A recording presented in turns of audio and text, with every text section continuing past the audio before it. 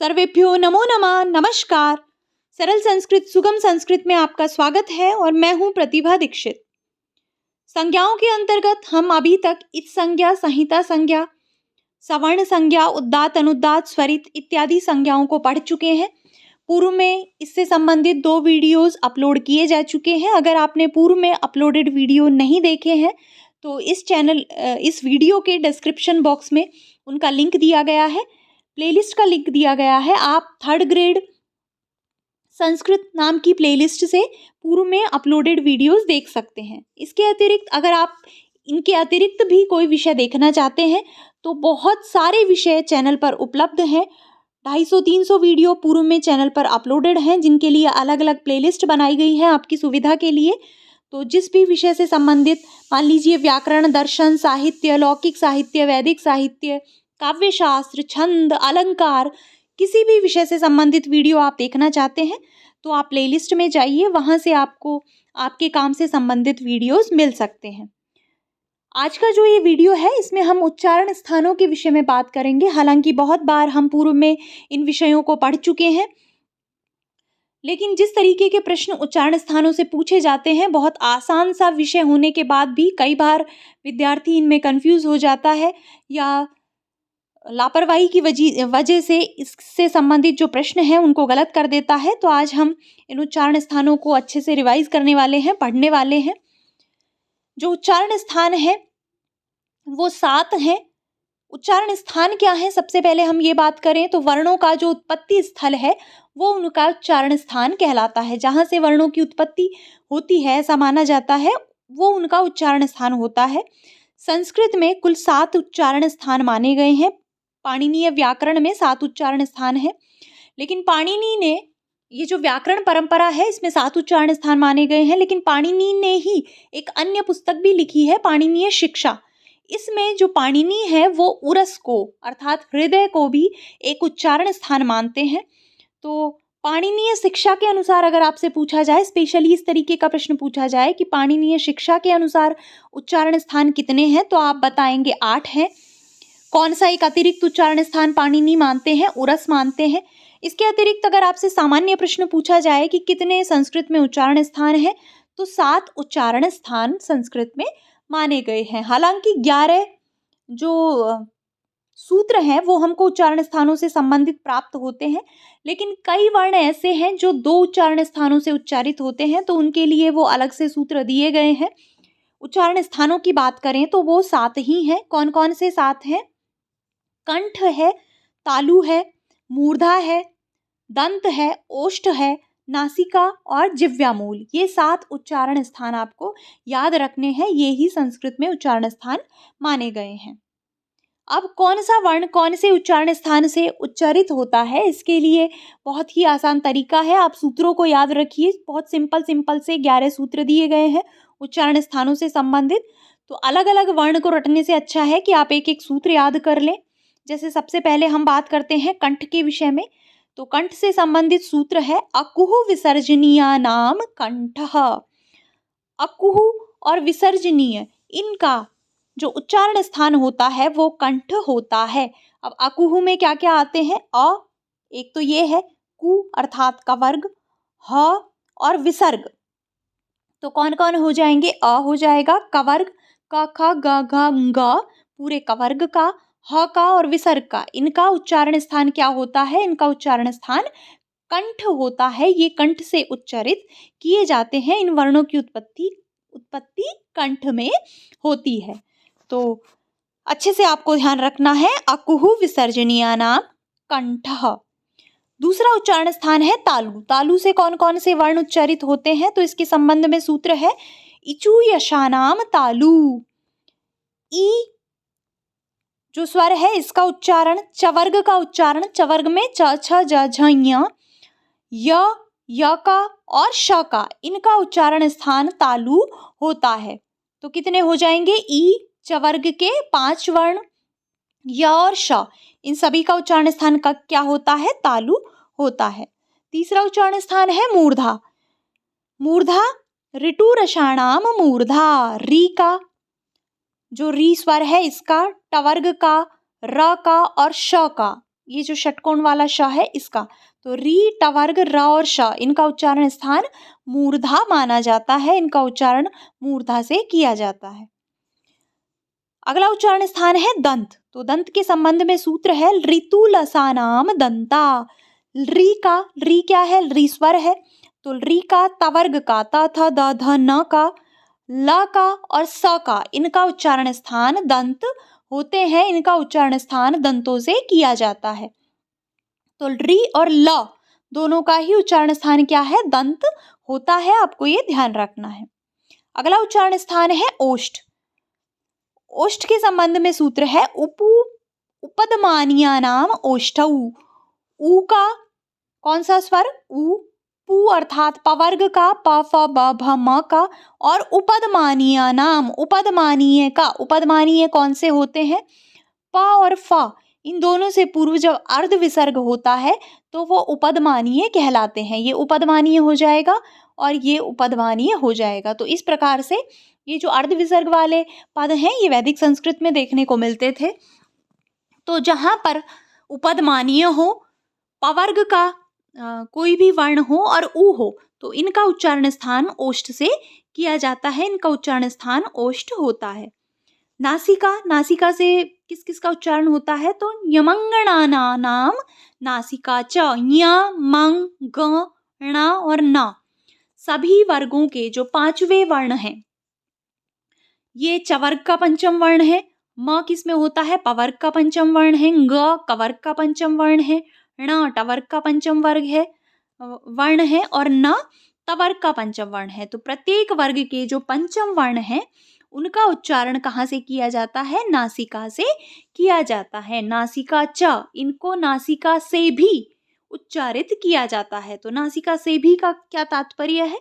एक तो इनके वर्गों का जो उच्चारण स्थान है उनसे ये भी उच्चारित होंगे, जैसे इया है तो इया चवर्ग में आता है, चवर्ग का उच्चारण कहाँ से होता है?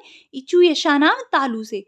तो इया तालु से भी उच्चारित होगा और नासिका से भी उच्चारित किया जाएगा। तो इसके दो उच्चारण स्थान हो जाएंगे, तालु और नासिका। इसी प्रकार जो माँ है वो पवर्ग में आता है, तो पवर्ग का उच्चारण कहाँ से होता है? पवर्ग का उच्चारण ओष्ठ से होता है।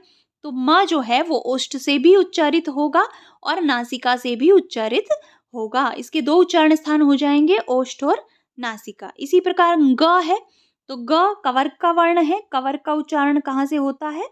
कंठ से होता है।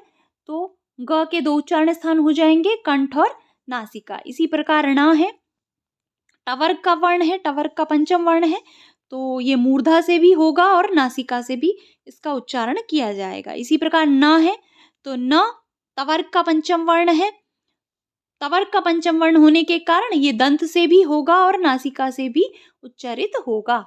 तो ये जो पांच हैं इनका उच्चारण नासिका से और इनके जो वर्गों के उच्चारण स्थान हैं उन दोनों से ही इनका उच्चारण किया जाता है, दोनों ही इनके उच्चारण स्थान माने जाते हैं। अगला उच्चारण स्थान है जिह्वा मूल। जिह्वा का जो मूल है, हमारी जो जीभ है इसका जो मूल है वो एक उच्चारण स्थान माना जाता है। वहां से किन वर्णों का उच्चारण होता है? तो जिह्वा मूल्यस्य जिह्वा मूलम। जो जिह्वा मूलीय वर्ण है उनका उच्चारण जिह्वा मूल से किया जाता है। जिह्वा मूलीय वर्ण कौन से हैं? अर्ध विसर्ग पूर्व क और अर्ध विसर्ग पूर्व ख, ये दोनों जिह्वा मूलीय वर्ण माने जाते हैं, इनका उच्चारण जिह्वा मूल से किया जाता है। अगला उच्चारण स्थान है कंठ और तालु। कौन कौन से वर्ण कंठ तालु से उच्चारित होते हैं? तो ए दे तऊ कंठ तालु, ए और आई, ये जो दोनों स्वर हैं, ये जो दोनों वर्ण हैं, ये दो उच्चारण स्थानों से उच्चारित होते हैं एक साथ, कंठ और तालु। तो ए और आई का उच्चारण स्थान कंठ और तालु हो जाएंगे। उसके बाद है कंठोष्ठ।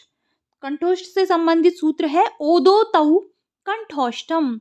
ओ और औ इन दोनों का उच्चारण स्थान कंठ और ओष्ठ ये दोनों होते हैं। ये ओ और औ एक साथ कंठ और ओष्ठ दोनों से ही उच्चारित किए जाते हैं। तो कंठोष्ठ किसका उच्चारण स्थान हो जाएगा?